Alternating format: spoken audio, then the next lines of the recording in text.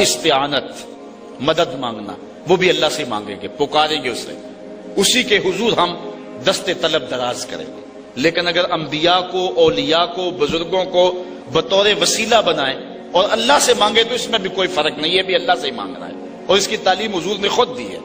ہاں اگر کوئی شخص کسی بزرگ کو، کسی ولی کو یا کسی نبی کو مستقل بالذات مانتا ہے اور وہ کہتا ہے کہ یہ میں اس سے ڈائریکٹ لوں اور اس یہ اللہ کا محتاج نہیں ہے، اللہ نہ بھی چاہے تو یہ دے سکتا ہے، تو وہ زندیق کافر دارہ اسلام سے خارج۔ یہ استعانت کے یہ خلاف نہیں ہے کہ کسی بزرگ، کسی اللہ والے، کسی نبی کا وسیلہ ڈال دیا جائے، بلکہ اگر حضور کا وسیلہ ڈالا جائے تو کرم اور دوبالا ہوتا ہے۔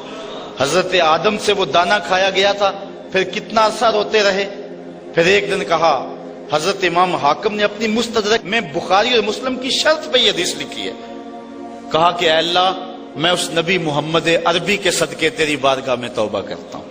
اللہ تعالیٰ فرمایا آدم تیری توبہ قبول کر لی، پہلے بتا میرے محمد کو جانتا کیسے؟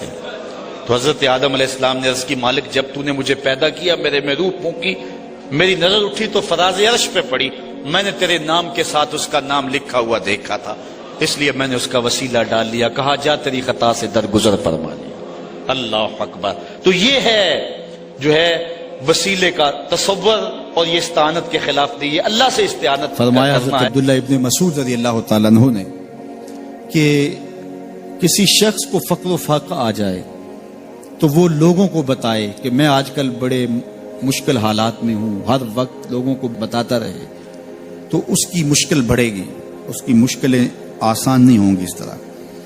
اور اگر وہ اپنی اس مشکل کو کسی سے شیئر نہ کرے بلکہ مصلی بچھا کے اپنے رب سے کہے کہ مالک فقر و فاقہ آ گیا ہے اور اس کا علاج تیرے پاس ہے، اس مرض کا مداوع تیرے پاس ہے۔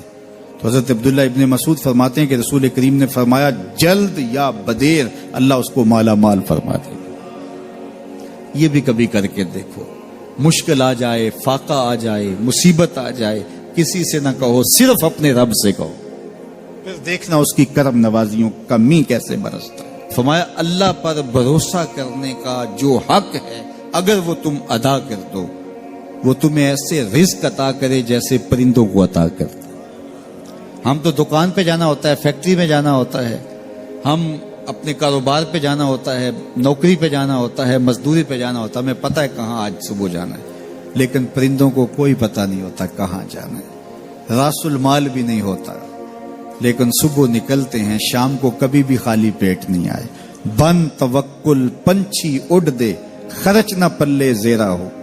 گھر سے خالی پیٹ نکلتے ہیں، جب واپس آتے ہیں تو پیٹ بھرے ہوئے ہوتے ہیں، اور پھر جو ان کی ضرورت ہوتی ہے اللہ وہ ساری ضرورتیں پوری کرتا ہے، جو جو ضرورت ان کی ہوتی ہے۔ یہ شیر کتنا گوشت کھاتا ہے اللہ روز اسے دیتا ہے، یہ ہنس روزانہ سچے موتی کھاتے ہیں، اور آپ مارکیٹ میں لینے جائیں لاکھوں روپے لگا کے تولے ماشے کے حساب سے آپ خریدتے ہیں، پھر بھی آپ کو یقین نہیں ہوتا کہ یہ سچے ہیں یا 2 نمبر ہیں۔ اور ہنس دنیا پہ کروڑوں جانور پائے جاتے ہیں، روز کھاتے ہیں، صبح بھی، شام بھی، دوپہر بھی، پیٹ بھر کے کھاتے ہیں، اللہ روز انہیں عطا کرے۔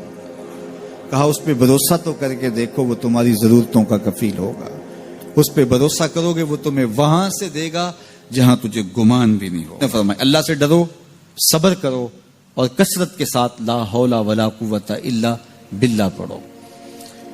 وہ فرماتے ہیں کہ میں یہ عمل شروع کیا، ابھی گھر میں بیٹھا ہی تھا کہ دروازے پہ دستک ہوئی، تو میں اٹھا کہ دروازہ کھولوں دیکھوں کہ کون ہے، تو دروازہ کھولا، دیکھا میرا بیٹا کھڑا ہے اور اس کے پیچھے 100 اونٹ کھڑے ہیں۔ تو میں نے کہا کہ تم اور یہ اونٹ؟ کہا مجھے موقع لگ گیا، میں ان کی قید سے بھاگ آیا اور آتے آتے ان کے 100 اونٹ بھی ہانک لایا ہوں۔ وَيَرْزُقْهُ مِنْ حَيْثُ لَا يَحْتَسِبُ، وہ تمہیں وہاں سے رزق دے گا جہاں سے تمہیں گمان بھی نہیں۔